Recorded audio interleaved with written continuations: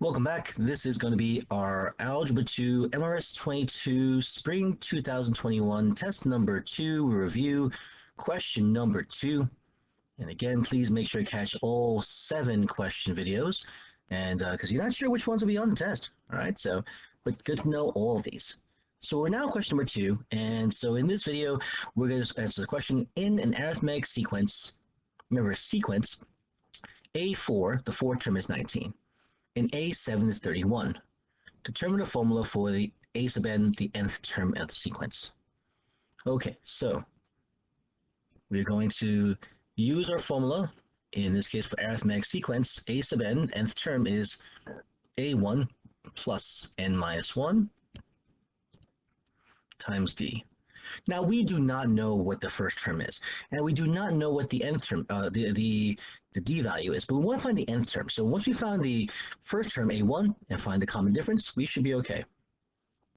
We do know that a4 is 19, so that means when n equals 19,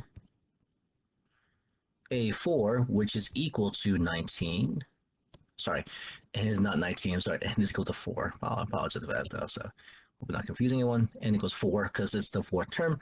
So a4 equals 19, which will mean our first term, a1, plus 4 minus 1 times d. That's our equation here.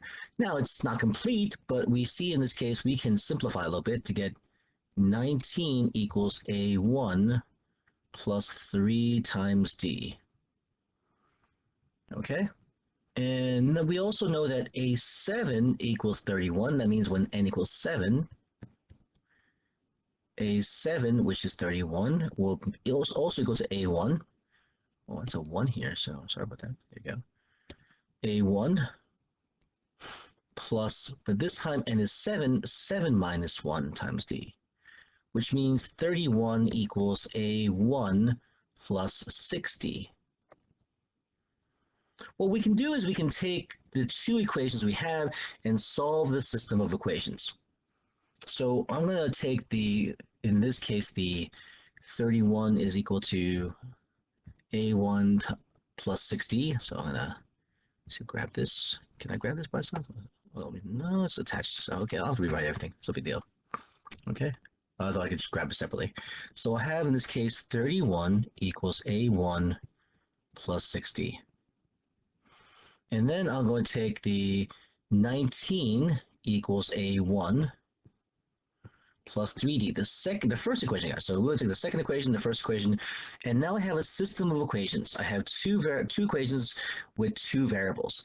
And I see that if I subtract the top minus the bottom, that I will be able to get rid of at least one of the variables, a1.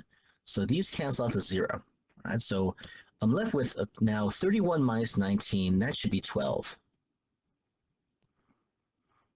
And 60 minus 3d is equal to 3d.